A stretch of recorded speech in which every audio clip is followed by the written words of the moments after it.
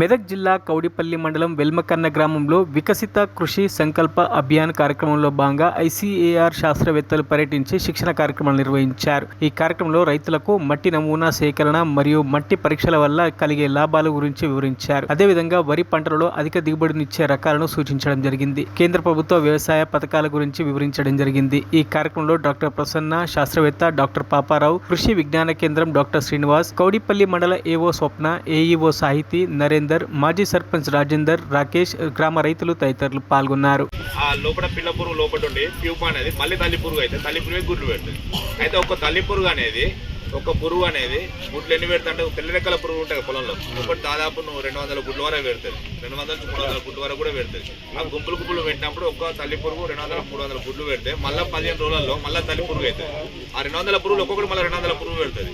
200 అంటే 40,000 పురుగులు అవుతుంది. మళ్ళీ 1 రోజులలో లక్షలలో పోతుంది. సో ఇట్లా పెరుగుతూనే ఉంటుంది పురుగు అనేది అవుతుంది. కాబట్టి లోతైన దుక్కులు దున్నాలి, పంట మార్పిడి చేయాలి. ఇంకోటి, మీరు నార్మల్ వేసినప్పుడు మీ పొలంలో కనుక ఎక్కువ ఉన్నట్టయితే ఈ నార్మల్ వేసే ముందు ఒక 4-5 రోజుల ముందు ప్రిపేర్ చేస్తారు కదా. ప్రిపేర్ చేసినప్పుడు గుళికలు ఉంటాయి కదా, కార్బోఫురం రుచి గుళికలు కానీ పిప్రోనిల్ గుళికలు కానీ ఏం చేయాలంటే ఒక 250 గ్రాములు చల్లుకోవాలి. తర్వాత దుఃఖం పోస్తారు. దుఃఖం కొంచెం హైట్ అయిన తర్వాత ఈ తెల్ల రెక్కల పురుగు కనుక నార్మల్లో కనిపించినట్టయితే పొలం కూడా కనిపిస్తుంది. 200 గ్రాములు ఎంతకు? మన ఎకరం సరిపడా